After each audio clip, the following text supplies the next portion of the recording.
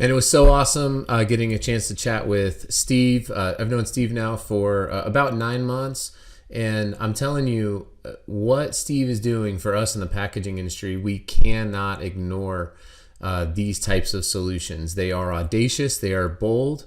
But I think that what you will find is a person with Steve, an inventor and a scientist who is really trying to take a pretty cool approach to the problem of global climate change. So I will leave it at that. You need to connect up with Steve at Recapture Technology and help him to bring this solution to life. I think it's really, really important. So here's my interview with Steve Steele from Recapture Technology. Well, I'm here with my good friend, Steve Steele. Do you want me to say Steve or Steven? Which do you prefer? Steve Steele's fine. All right. Rolls off the tongue better. It does. It does. Steve and I, we met, I don't even know, a year? When did you present at 1MC? Not quite a year ago, but pretty close. Yeah. And during his, and I'll be honest, and maybe somebody from 1 Million Cups will listen to this. There's some presentations that you're just sort of like, I can't really add any value to this, and you sort of disconnect and your mind wanders. But you started talking, and immediately I thought, this guy's either full of it, or he's going to revolutionize an entire industry. And I'll be honest, still trying to figure it out. No, I'm just kidding. I think that what you're doing, and I'm excited to get in and talk about that. But what you're doing is so fascinating to me. It's actually changed how I think about a lot of things, and how I view a lot of things. And so that's been a really interesting dynamic. But so that is maybe one of the more epic introductions that I've ever given. So you have to follow that up with introducing yourself. So you're here in Utah, which has become one of my favorite states. So I love living here. I love meeting people. So introduce yourself, maybe a little bit about your background so that people can have a little bit of context as to where the conversation goes. Well, my background is I'm here in Salt Lake City. My background is actually kind of came into science. I consider myself a microbiologist, but I do not have a PhD in microbiology. My background is in computers, and I started doing research early on when I was getting my degree up at the U, my degrees, with a group called the Ski Institute, SCI Institute. Really fascinating institute. Shout out to Chris Johnson if he ever hears this. I doubt he will. But he runs this amazing program where they do scientific computation. And it's really bridging the gap between computers and science. And then I quickly left that and went out in industry. I've started a bunch of companies. I've worked in all kinds of fields. One of the areas I worked in was in computational biology. And I actually really fell in love with that. Started getting ready to go back to grad school and was going and turned out I actually like microbiology the most. And there's an industry or an area of science that computers really haven't touched yet. And so I thought I can do some really cool stuff in this. Microbiology, a lot of it is still just analysis, and yeah, computers are used in analysis. There's a lot of gene sequencing, but even in the gene sequencing world, a lot of there's not a lot of computers researching and finding things, but not really doing cool analyses using deep learning and things like that. So I went back to school, and that's where I met my business partners. And my business partners, they're Doug and Tim. I'm sure they're listening at this point. Shout out to Doug and Tim. Doug and Tim. Tim is an old hard-boiled PhD, big research background, kind of got sick of academia and left it and started teaching at a community college. And Doug's a young up-and-coming microbiologist. And we were both getting ready for grad school. And one day we just started talking And we asked ourselves, I mean, unfortunately, we're all kind of misanthropes and a little bit pessimistic, and we realized climate change is a real problem. And we asked ourselves, how do you actually fix climate change? Small question. Small question. Yeah. Tiny question. Because unfortunately, the Paris Climate Accords would have been great 50 years ago. Getting to carbon neutral would have been great 40 years ago. At this point, it's too little, too late. And unfortunately, that looks really pessimistic, because even if we got to carbon neutral today, we've already have 1 degree of centigrade of warming, and we're already seeing areas in the globe that are actually dead because of that. Mm-hmm. If we slammed on the brakes today, the most optimistic estimates say we'd have at least 1 more degree of warming. Paris Climate Accord wanted to halt things at 2 by reducing carbon emissions. And I just don't see that happening. Even if we reduced, there's so much carbon built up in the atmosphere that can absorb so much infrared heat from the sun. And that heat goes into the oceans, slowly heating up the oceans. And that takes time, but it's decades long lag. So as soon as we stop putting carbon in the atmosphere, the heat from the carbon gets into the oceans. It pulls heat out of the carbon, but the carbon's constantly absorbing heat from the sun until you reach this balance point. That balance point is a temperature that looks disastrous to human beings. And for us, that was really sad. So I think you've just depressed everybody. So it's not just you. It's all of. If you are a human, you should be like, well, that would suck. I don't want global extermination of humanity. Yeah. And it may not exterminate us right away, but within our kids' lifetime, the world they're going to see just is going to suck. So that's why we started a company. We figured out there was ways to actually solve this. And we can go into that more. I just gave you a long answer to a short question. A long, sad, depressing journey. But you've certainly framed the problem, and I think that that's important to understand. And I love that it was, 3 guys sitting around, 3 people in general, 3 guys sitting around just asking hard questions. And I'm such a big believer in we need to find hard, difficult, creative problems to solve. Sometimes I think we as just this is maybe just a philosophical rabbit hole that I'll go down for a second, but we will create easily solvable problems, and then we solve them and we're like, I did it, I solved it. And instead of really digging in and asking the really difficult questions. And one of the things that that you had mentioned to me, and this is maybe where we'll transition, is when you frame it that way, and undoubtedly there's going to be people who are like, this guy's full of it, click, turn off, for whatever reason, because they're not wanting to listen for the purposes of understanding. They want to listen to have their own biases confirmed, and you just didn't do that, so they've already disconnected, which is sad, but we'll keep working on them. But when something clicked for me in the packaging world, and this is obviously a packaging podcast, which was we're not going to all die because we're going to run out of landfill space. That's not an existential threat to humanity. Is it important? Of course, we shouldn't, there should be things steps that we should be doing to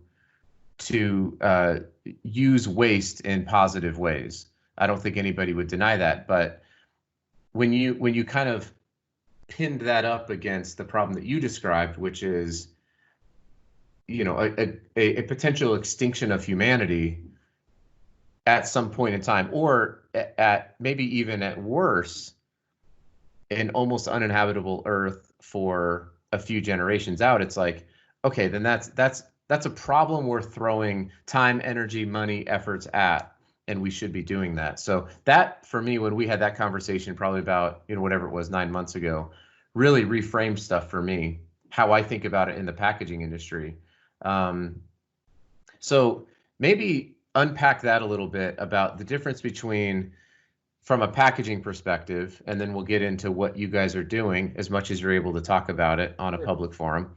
But unpack that a little bit, the difference between packaging that goes into a landfill versus the impact that packaging and cyclical packaging has on the existential problem, which is global climate change. Well, I think, let's step back to something you said. You said people want to create a problem and then solve it and then give themselves a hand. And as much as I'm a misanthrope and I tend to expect the worst out of people, I don't even know that it's that nefarious or self-serving. I think humanity has a really hard time comprehending large scale. It's fundamental to our biology. Scale at that kind of level just seems so massive. I mean, we think of for example, let's talk about something we can grasp every day. We think the universe is big, but let's talk about the solar system. Speed of light is really, really, really fast. So fast we can barely measure it. It takes 2 seconds for a light beam to get between here and the moon. That's how fast it is. And the moon seems really close. And it's attainable. It takes 8 minutes for a light beam to just go the distance from the sun to the Earth. That's 8 minutes. It takes hours for that sunbeam to get out to the far reaches of the solar system. Hours. And that's the immense, but you sit there and you try to wrap your head around that, and that just seems so big you can't handle it. And that's why we pick these little causes. We pick all these little things. I hate to use the classic example, but it's the one I always go back to. It's the plastic straws. Mm-hmm. Why did we pick plastic straws as the thing for everyone to get around? And it's because of one YouTube video with a straw up a turtle's nose. That's where it all started. And yes, that's a horrible thing. Animals should not have to swim in polluted waters. I'll be the first to agree with that. Yeah. But the self-importance you gain, the little bit of I did good for the environment by using a paper sippy cylinder, is so great. It creates this huge reward system in your head. It's like you get this sense of oh, I accomplished this. When in reality, your straw, at least here in Utah, your straw wasn't going in the ocean. Your straw was going to probably go in the garbage.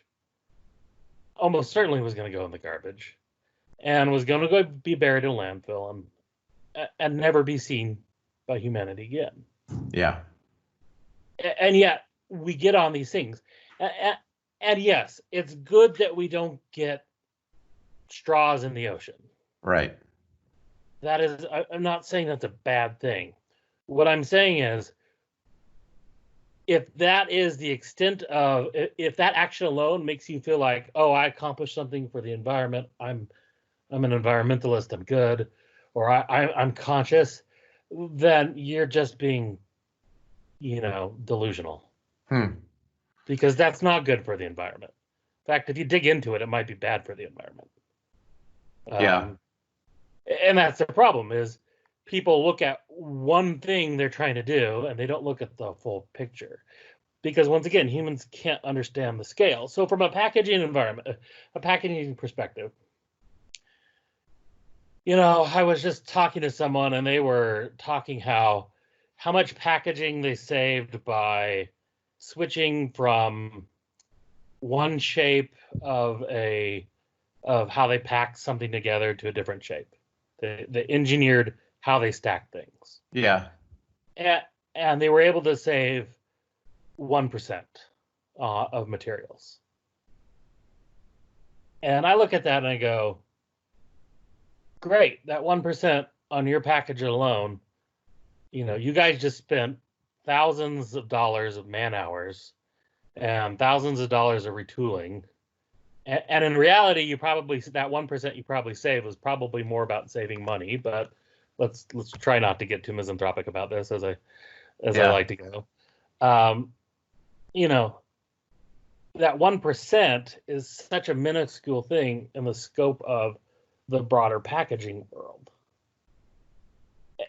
And so I look in packaging, and I've talked to lots of packaging people, and they're like, well, we need to make more efficient packaging. And I go, but what problem are you actually solving by trying to make more efficient?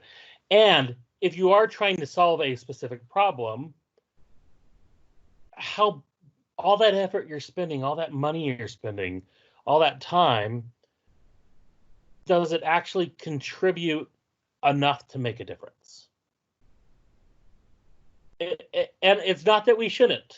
We should strive. Look, recycling's great. Where it's good for the environment, recycling is great. But there is also a lot of evidence, and with the current state of recycling in the global economy, it might not be as good for the environment as you think it is.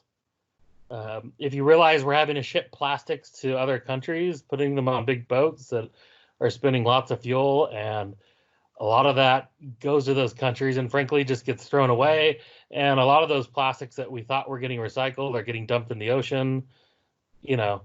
All of a sudden you have to look at, is what I'm going after really going after the problem I'm trying to solve? And is it doing it in a meaningful way? And I think that's a fundamental analysis that you have to do with everything you're doing.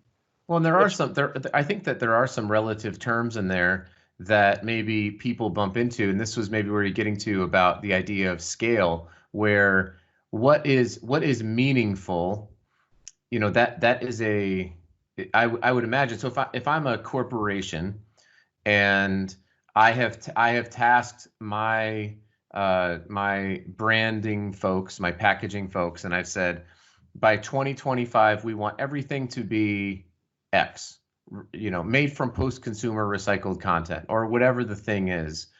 They have made a determination on what is meaningful to that brand, and they have said, okay, this is what we're going to do. And I think what I hear you saying is, yeah, but we need to shift what meaningful means. What is actually meaningful?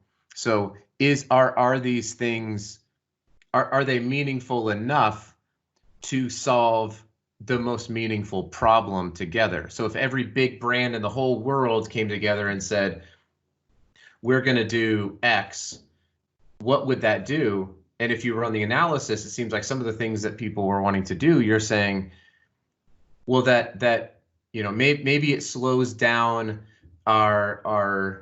maybe we get 2 more years on the end of this, but in the grand scheme of things, it doesn't.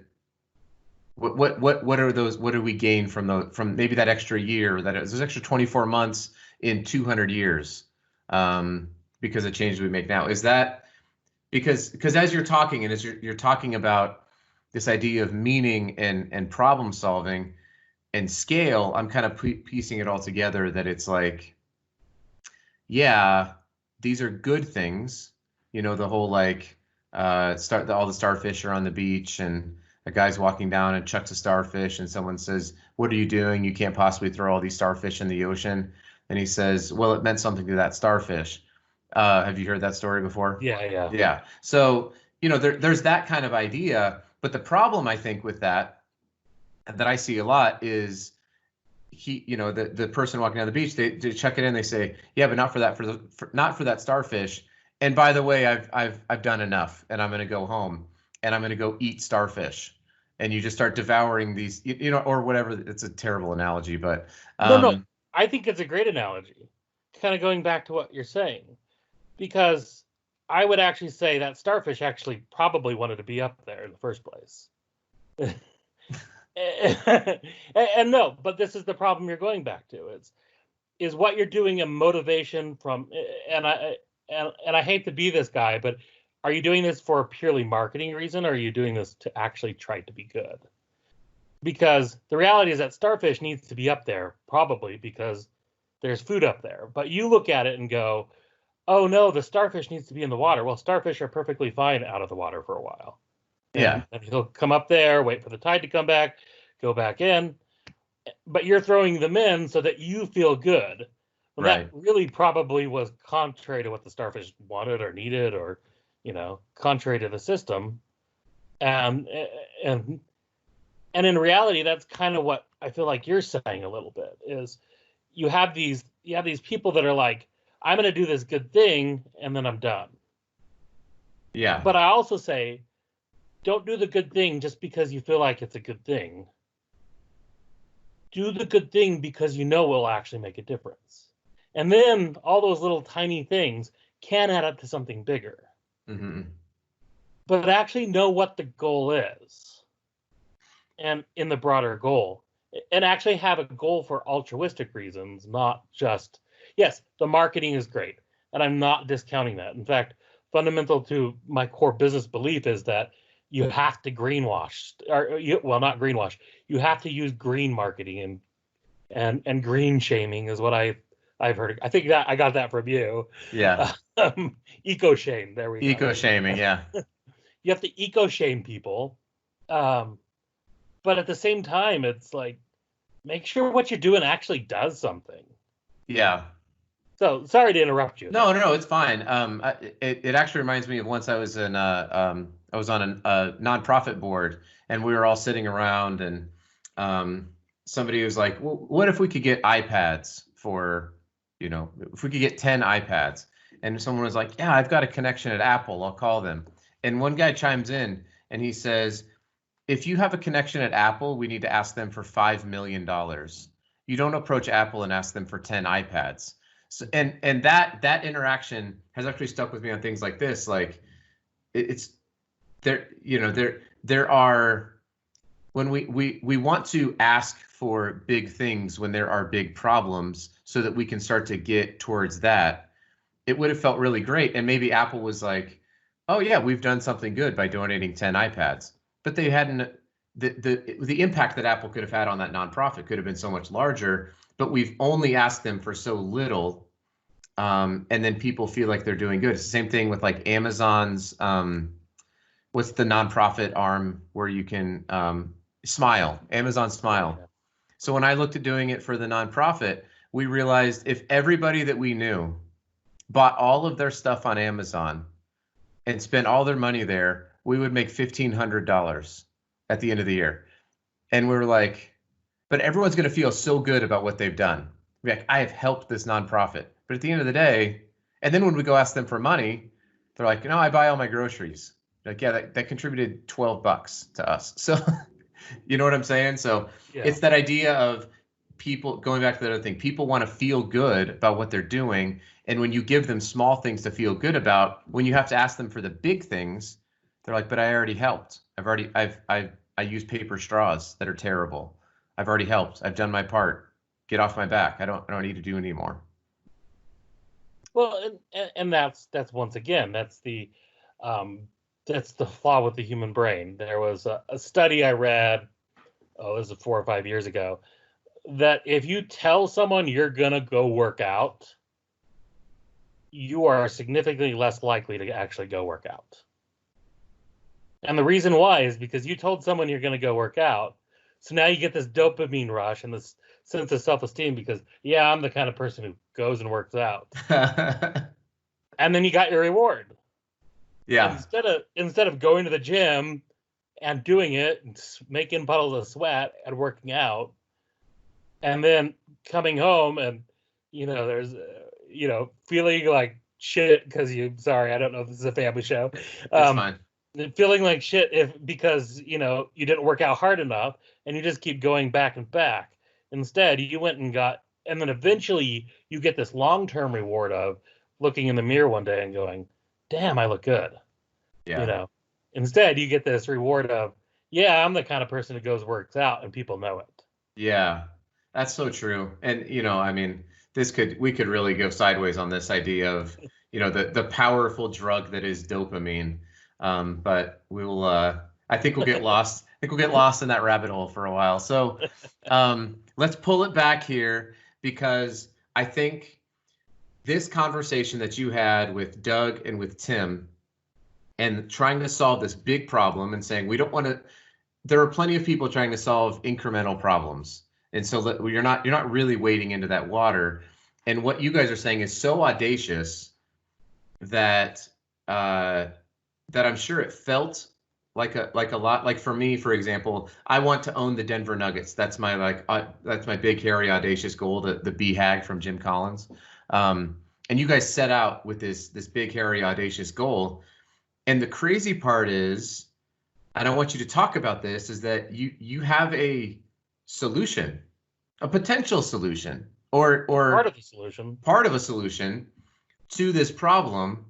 And I want you to, as best you can, knowing that not everybody has an NDA who listens to this, but as best you can, the solution that you guys are bringing, and then after that, what can people do to help bring about this solution? Because I think there's a lot of people, whenever I tell them about it, they're like, oh my gosh, what can I do? So tell me, how are you going to how are you going to save the world? Well, let's go back to this conversation we originally talked about. Yeah. What happened is we looked at the problem and said, the only way to actually reverse global climate change is to reverse greenhouse gases, specifically carbon dioxide. And we can talk about nitrous oxide, we can talk about methane, but as a percentage of the total greenhouse gases, it's very small. And in fact, a lot of these will get reversed if we can reverse global climate change. Okay. Or they'll get severely limited. So we said, okay, the solution is remove carbon dioxide from the atmosphere. And the first thing we said, well, who's actually doing that? And there actually is a whole industry. It's called carbon capture and sequestration. And it's largely either a way of getting tax credits from the government or to greenwash. But what it fundamentally says is we're going to, in some way, pull carbon dioxide out of the atmosphere and sequester it under the ground. And the problem with that is it costs money and it doesn't produce money. Now, there are a few cases, for example, they'll pull carbon dioxide out of the atmosphere, pump it into an oil well to pressurize an oil well, get more oil out so they can burn more carbon dioxide. But you can't call that good for the environment. There are some more audacious projects that, for example, there's, I'll name names, carbon engineering. They're doing old technology where they pull carbon across a chemical substrate, just basically a bed of chemicals, then heat that, and it absorbs the carbon, and then they heat it up, it releases the carbon dioxide, and they can actually take that carbon dioxide and do stuff with it. The problem is what do you do with a bunch of carbon dioxide? Well, they're putting it in fizzy drinks. So that means you pulled out carbon dioxide, put it in a drink, someone opens that up, and next thing you know, all the carbon's back in the atmosphere. And they're trying to figure out a way, but they haven't really found a place to sequester it that's permanent. And that falls into this subsection of carbon capture. It's called carbon capture, sequestration, and utilization. It's finding something to do with it. So we said we have to put carbon into something that's stable. In fact, we set a few rules. It has to be something that's stable. It has to be something that already exists in the market, because one thing we saw is that the market will not adapt. So we have to make a product that companies are already currently using. We have to do it. It has to have enough demand out there just to even amount to anything. There's lots of companies making cool carbon-based products, but they're making graphene, which isn't used anywhere. And they're making, the largest sheet of graphene, I think, is like 13 by 13 centimeters. So, sorry, that's a couple inches by a couple inches in American units. Yeah, this is America. It's America, Steve. Kind of centimeter crap. Socialist European units. Hey, we have our second largest market for the podcast is the UK. Who knew? Hey, I love me some metrics, so Yeah, hello there you you. go. um, and and they're doing these cool things, but at the end of the day, even if they get used in industry, like they're not going to be used enough to actually make any difference.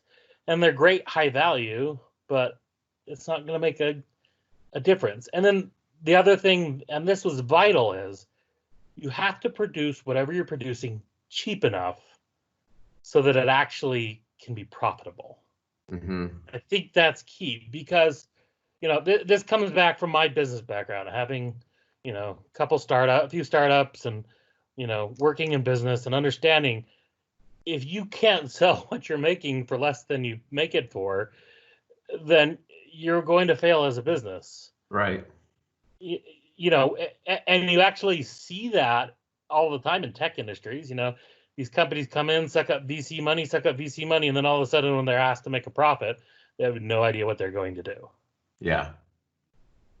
And so that led us down this road. You have this audacious goal, the audacious goal to make money as a business. Yes, that's audacious. Yeah, I know. In this market, that might be audacious. True. So we said, okay, how's it done? And we ran through lots of science, and we actually found that nature had kind of already solved these problems for us. And because we're microbiologists, we realized that we could link together a bunch of already existing species in such a way we call it a supply chain, just like a manufacturing supply chain, linking together a bunch of species that would let us pull carbon dioxide out of the atmosphere, just regular old carbon dioxide. We didn't even need to pull it directly out, just pulling air out of the atmosphere, putting it into our system, and our species would create the supply chain that would take that carbon, bind it up into different chemicals, pass it around, bind it up into new chemicals, use some of the energy, bind it up, and eventually we came upon cellulose. And we actually worked from it backwards. We actually chose cellulose because it made, in our minds, the most sense. Yeah. And actually created a bunch of species that got us back to just sunlight, water, and air. Yeah. And so what that's called is a polymicrobial bioproduct system. Sorry, that's the obviously. I mean, everybody knew that. I'm just glad that you said it. Exactly. Yeah. Basically, a polymicrobial bioproducts system. Polymicrobial bioproduct system. I also have to look up the word misanthropic. You've used that 4 times. Oh, you don't know that word? I've never heard it used in a sentence. Just means you hate people. Yeah. Well, good. Then I don't have to do it anymore. So misanthropic Steve has a polymicrobial bioproduct. That's what we've learned so far. Basically, what it means is we just get a bunch of bacteria to team up together. Yeah. And they work together. And what's amazing is by creating this polymicrobial system, we actually create highly efficient systems. We're making bacterial cellulose. That's not a new thing. That's been around forever. That's been around, well, not forever, about 50 years. People have tried to figure out how to make bacterial cellulose profitable. And there's a company out of Australia that's gotten real close. But what they're using is a single species every time, one species. And if all you use is one species of microbe, you got to baby that microbe. You got to give it everything it needs, everything it wants. Whereas what we do is we tell our species, you guys play nicely together. We hand pick them and figure out how they play with each other. And they sit there and that creates, sorry, there's my phone. Oh, it's fine. There's grace for everyone. My dog's sitting outside my office window barking, if you can hear her going crazy. So we're good. Anyway, let's talk about feeding species and telling them to play nice together. Yeah, so we tell them to play nicely together, which means we don't have to provide all the special environment. We don't have to provide the special nutrients. We don't have to provide the special food. they basically make it all work all together and make it for each other. And you'd call that in symbiosis. That's a word we all I know can that phrase. understand. Yeah. We've created an artificial symbiotic relationship. You're not going to go find this symbiotic relationship out in nature. It's not,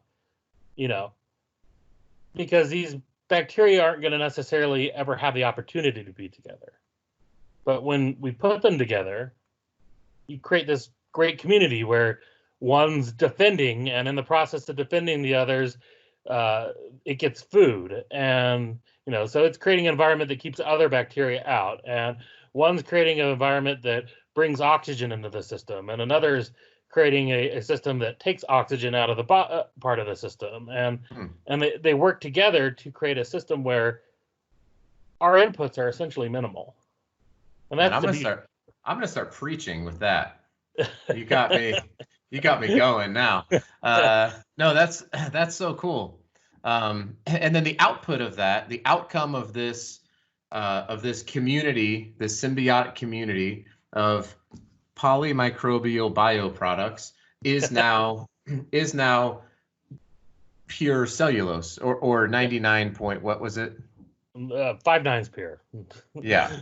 99.999%. Got it. It's super pure. So then, and I guess maybe there might be some packaging people now, like we've had conversations with packaging people who at this point in time, they go, oh, because now you're talking about something within the industry that is used often, cellulose. Wood pulp.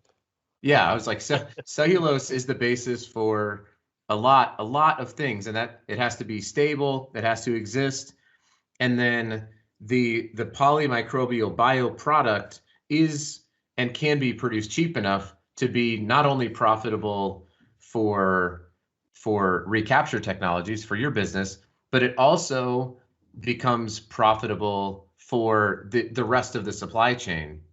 And that's really, I think, the big, I don't want to say the big win, but it's a catalyst to force change, because forcing people to change when they have to pay more. I think about like the Red campaign, where it's like, hey, if you buy a Red iPhone, remember that you pay $50 more and you buy a Red iPhone, and we're going to help. It was like AIDS in Africa, or I don't remember what the cause was, but it's short-lived. That's not sustainable if we're talking about sustainability.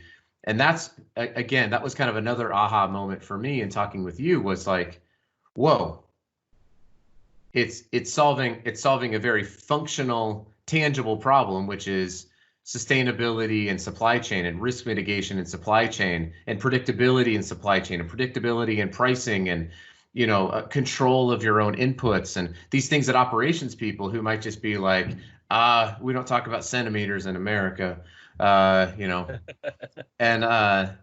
you're fixing their problem at the same time solving and being part of a solution for this other big problem, which is global climate change. So for me, that's where those two worlds collided. I was like, I have to talk to this guy a lot more and have him on the podcast. Well, and that's the beauty of our system, is we are solving that problem. And yes, our price is competitive. I don't want to talk about pricing, but we've talked with companies we're talking with right now. The pricing we're talking at, it's competitive pricing. But that pricing is fixed. Right.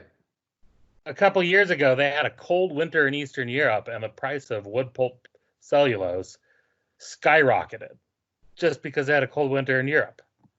Why? Because people were burning trees to heat their houses rather than to produce pulp.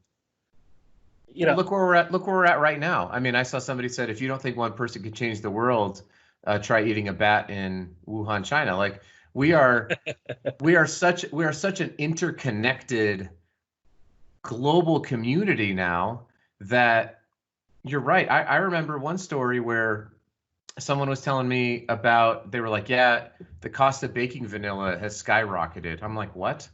And then you dug it down and you realized there was something happening in Madagascar, and some kind of foreign relation, some sort of international transaction between China and Madagascar, and it was nuts. Stuff that you've never had control over, but now your cookies are going to cost 2 times more, and you're kind of ticked off over nothing that you had. Like this is the world in which we live in, and it's certainly true with wood pulp, and that's where when I talk about like supply chain risk mitigation, it's not just critical, it's imperative at this point in time to remove as much risk out of your supply chain as you possibly can. Yeah, and that's the beauty of it. We're manufacturing cellulose rather than relying on a limited resource to get that cellulose. There is no limit to our ability to produce cellulose beyond our production capacity. Right. And production capacity can grow. That's everyone, anyone who's in manufacture says you need to produce more widgets, you just build a bigger factory. And that's what ours is. We don't, we need to get more cellulose to our customers. We build more, we call them bioreactors. Just think of them as bacteria fish tanks. We build more bacteria fish tanks. Yeah. And that solves a lot of problems for a lot of supply chains. Right. Just that in and of itself. But then you add into that, this is carbon negative. Right. This is helping to reduce global climate change. And wood pulp is a $300 billion global market. If we were able to completely take over that market, that would mitigate 10% of greenhouse gases we're currently putting into the atmosphere. Well, and the other component of that is you do leave more trees, who are naturally, right. If my junior high level, maybe I got into high school level science, is I kind of paid attention, but I just remember trees are they're gonna suck down CO2 as well, and trap it within themselves. And so when we leave them to be doing that, and the older the tree gets, I think you were telling me, the more it's going to be pulling down out of the atmosphere. So anyway, I've never thought about science as much than I have in the last 9 months. So shout out to Science Steve. Yeah, I mean, that's the problem is we look at climate change as an emotional reaction. And yes, I'm being a bit of a prophet of doom. But science allows you to look at it reasonably and logically. And there are even scientists who say we shouldn't be doing carbon negative because it'll keep us pumping carbon into the atmosphere. I really don't think that's the problem. The problem is even if we got the carbon neutral, it's just not enough. And the science does tell us that. We still need to be doing everything else. But we need to be doing everything else smartly and really trying to understand what it is we're trying to solve. Right. And I think that's what? Oh, no, go ahead. No, go ahead. I'm going to let you finish your sentence. Science Steve, the misanthropic prophet of doom. Prophet of doom, yes. Yeah. But that's the thing is, if now my train of thoughts off. Sorry. If we actually look at it, we can actually find ways of fundamentally solving this where it doesn't have to be a greenwashing. It doesn't have to be something you fund from a marketing budget. Right. It can be something you can change that fundamentally changes the whole system. And yeah, I want people to use products made from our cellulose. I want them to throw them away, recycle where possible, where it's good for the environment, throw them away, because that carbon's going back into the ground where we pulled it out of. And in 250 million years, it's dinosaur squeezings again. Yeah. It needs to go back in the ground. Yeah. Well, so what is the best way for people to, I'm hoping that there are a lot of follow-up conversations, because I think we just kind of scratched the surface. I know for me, I still feel like I'm scratching the surface, and it's been a few months and a couple of beers and, car rides and all sorts of stuff. So what is the best way for somebody to get a hold of you? And who are the kinds of people that can really help you and your business partners drive this change that is needed? Well, right now we're just trying to find the right partner. If you have, our cellulose is really ideal for dissolving cellulose applications, so that's going to be cellophane. Cellophane's probably the most relevant to packaging. So if you know people who are making not finished cellophane products but raw cellophane, like, we'd love to be able to talk to them. We'd love to have a conversation with them. Um, the paper industry, I think our problem is we're not at a scale where we would be able to supply any paper makers yet. We can get to the scale that we can provide for cellophane makers, but if you're interested in really like digging down with us and looking at the applications, that would help us. And frankly, we're a startup and we have bootstrapped this. And unfortunately, coronavirus kind of killed some of our early seed round funding that we were going to get. So if you know anyone who's actually doing anything, even with coronavirus, Yeah. we'd love, in the way of funding, we'd love to talk with you. We don't need a lot to get this beta plant up, to do some experimentation with some of the people we're already talking with. But yeah, that's where we are. All right. Well, and if you need, get me, I'm sure you'll put the link in the doodly doo, but it's just send info@recapturetechnology.com. Awesome. And you can go to our website. It's pretty actually nothing right now. It's I'm using the coronavirus as an opportunity to rebuild it. So if you like the design, let me know. Sweet. But Awesome. there'll be content up shortly. So yes, and I will put, for such a scientific mind who has dropped such incredible words like polymicrobial bioproduct and misanthropic, and you went with, you'll probably put it in the doodly do. And I for one moment in this conversation, I was like, I'm smarter than Steve right now. But yes, I will put links to get a hold of you in the show notes and in the comments. Is that what they're called? Yeah, exactly. Well, Steve, it's been awesome. I'm sure we'll chat again, and maybe we can do a live Q&A stream and try to get some people in, and maybe get some interaction as well. That'd be great. Yeah, love to do that. Awesome. Thanks, Steve. All right.